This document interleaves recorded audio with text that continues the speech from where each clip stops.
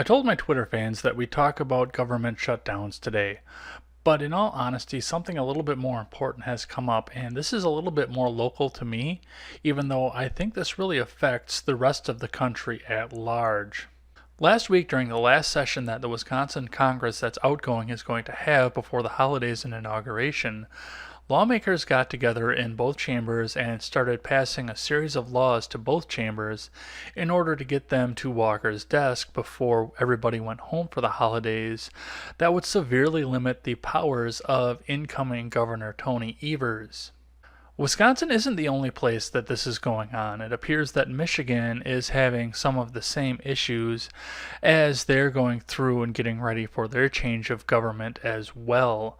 And these are two big union states, and I don't think it's a coincidence that both outgoing Congresses are trying to enact these laws, and I don't think it's a coincidence either that both of these states got national attention to statewide races and events that would otherwise not affect anybody else in the country. And I almost thought it went completely ignored by the rest of the country until Friday when I heard Ben Shapiro talking about it on his show.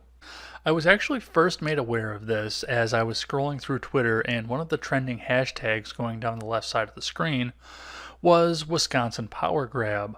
And I saw Wisconsin was in it, obviously, and this obviously would have affected me. So I went through and I looked through the posts that were going on about it and looked at some of the news stories as well that were surrounding it.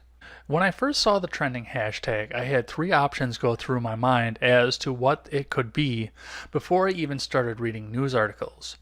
The first option that I thought was the worst case scenario. As much as I liked Scott Walker going through, I don't trust most politicians, especially the ones in the executive branch.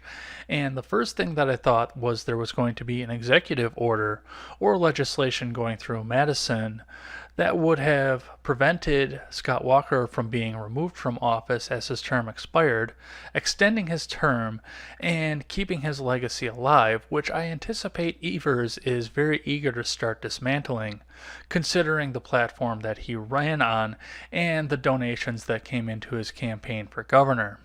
The second option that went through my mind was slightly more plausible. I thought that Scott Walker had gone the same route as Stacey Abrams and Andrew Gillum and decided that the entire election needed to be recounted. And I thought that this might happen based on the fact that after going back and forth as to who was in the lead by 0.1% the entire night, Tony Evers suddenly mysteriously won the entire state by 30,000 votes that were found at the end of the night in Milwaukee, which put him over 1% of the margin of error and left Scott Walker ineligible for an automatic recount of the vote. Given the fact that the trending hashtag was Wisconsin Power Grab, and looking at some of the outlets that were talking about it, it was plausible to believe that this was believed by the media in Wisconsin to be a power grab, even though it would have been perfectly legal otherwise for Walker to do so. Maybe not intelligent, but at least perfectly legal. The third option wound up being the option that actually happened. After Walker's defeat on election night, GOP members from both chambers in Madison started looking into legislation that they could pass and get to Walker's desk throughout the lame duck session that would essentially inhibit the powers of the executive and judicial branches, leaving legislation to largely be in the hands of the legislature and not be pushed through by either of the other two branches of the Wisconsin government. Now, there were other stipulations as well, and some of them I don't agree with. The people have the right to have their executive appoint members of the executive's cabinet, even if they do have to get confirmed by the Wisconsin Senate and Assembly, but you shouldn't limit the executive's power to staff his own cabinet. And that's something I stand firmly against. And there were some other stipulations that went through this. But the largest crux of this entire argument is the fact that legislation is being put back into the hands of the Wisconsin legislature. And I'm actually kind of okay with this. Now, there's a rich history in this country of a party that is outgoing making things difficult for the opposing party that's incoming as the government changes hands every other January. I mean, there are stories going around about 2001 when the Clintons were leaving the White House, in which they went through and they stole all the W's off of all of the keyboards just to mess with the incoming cabinet. I've never seen a confirmation for this story, but it's just funny to think about. And this series of legislation in Wisconsin would be no different, except for the fact that under any other normal circumstance, this would never have gained national attention. This would have gone quietly throughout a couple of the newspapers in the state of Wisconsin, and nobody in Texas or in Washington State or California would have ever heard about this again. But there are some differences in this series of lame duck legislations versus other lame duck series of legislations around the country in history, and a lot of that seems to boil down to the fact that Evers was heavily sponsored by the labor unions, both public and private sector, of Wisconsin and outside of Wisconsin, and Scott Walker, the outgoing governor of my state, had strong opposition from all unions all across the country from coast to coast. So I think that this makes national news just based on the feud that's going on between the two governors and the ideals that they represent and how they represent people across this country, especially with right to work laws being enacted in so many states.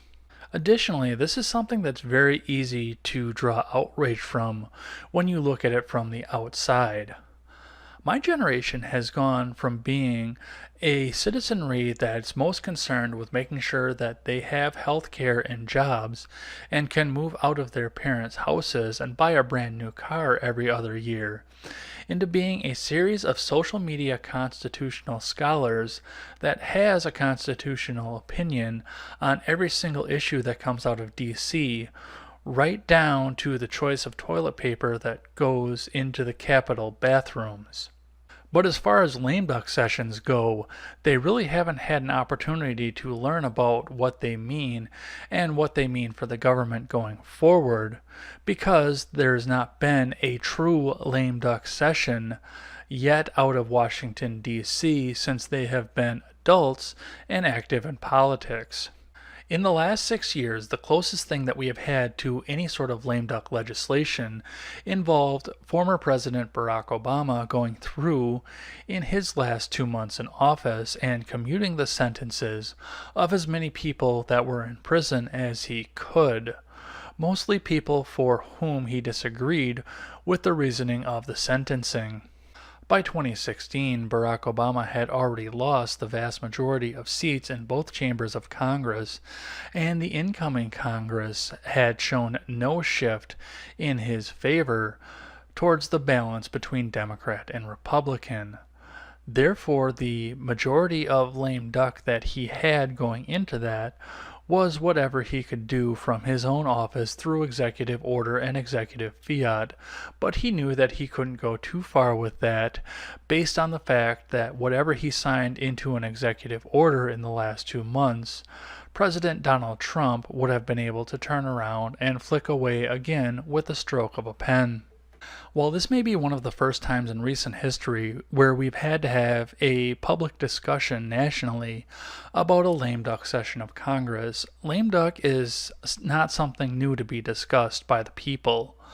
I found a UC Davis review of some constitutional proposals about the lame duck sessions of Congress, and I urge you to page through it and read. It's an interesting read because it shows the fact that there has been talk in recent history, as early as the beginning of this past year, about eliminating lame duck sessions altogether. Essentially, one of the proposals of the law review for UC Davis was the idea that we should seat people as soon as the election is over and not allow the outgoing senators, congresspeople, or other elected officials to have a chance to finish up some of the work that they have been working on for the past 2 years. I actually don't have an opinion as to whether or not we should or should not eliminate lame duck sessions of Congress, because I can see the merits for both sides. Sometimes you do have to see what the political climate is going to be before you decide which laws need to be addressed by your outgoing Congress. But on the other side of it, if you start to do things like this out of spite, it does raise the suspicions and raise the political temperature around the country. Whereas if we seated people as soon as they were elected to Congress, we could start to take some of the political temperature down and maybe start getting along across this country. The first comment that I made when I first saw the Wisconsin Power Grab hashtag floating on Twitter was the fact that they may have been going about it the wrong way, but I like the idea that the Wisconsin legislature was moving to take some of the power away from the executive and the attorney general and move lawmaking back to the legislation. I was immediately accosted by an opponent of the Wisconsin Power Grab who informed me of the fact that I had no problem with the executive having power when the executive was a Republican that I liked. And this is completely not true. I was not able to rebut this because the person blocked me, and I can't get a screenshot of it either for reference because the person blocked me immediately. But that is definitely not true. I would love to see more power placed into the hands of the lawmakers of both the federal and the state level, and less power in the hands of executives who want to rule by executive fiat, or Supreme Court justices and attorney generals who want to rule from the bench.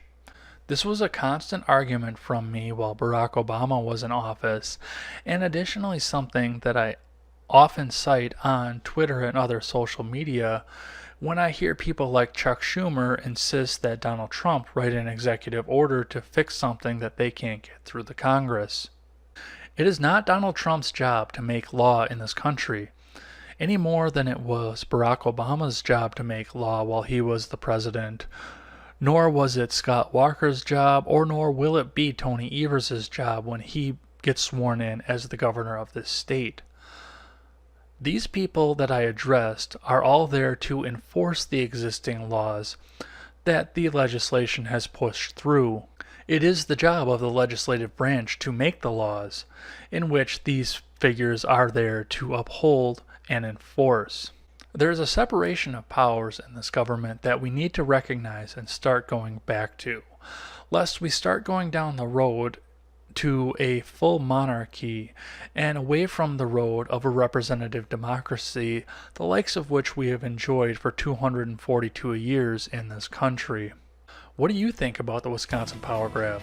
Did you see it from the inside or did you see it from the outside? And what do you think about lame duck sessions in general? Should we immediately seat our elected officials, or should we let them finish out their terms as we have in the past and let them finish the work that they started? I always welcome a thoughtful and positive discussion in the comments section below, and especially over on Twitter. That is at adsblog Twitter with a 1 in place of the I. Thanks as always for listening to this show and supporting this channel. And remember, never take the words of bloggers, podcasters, or journalists as gospel. Find all the facts and draw your own conclusions. Take care.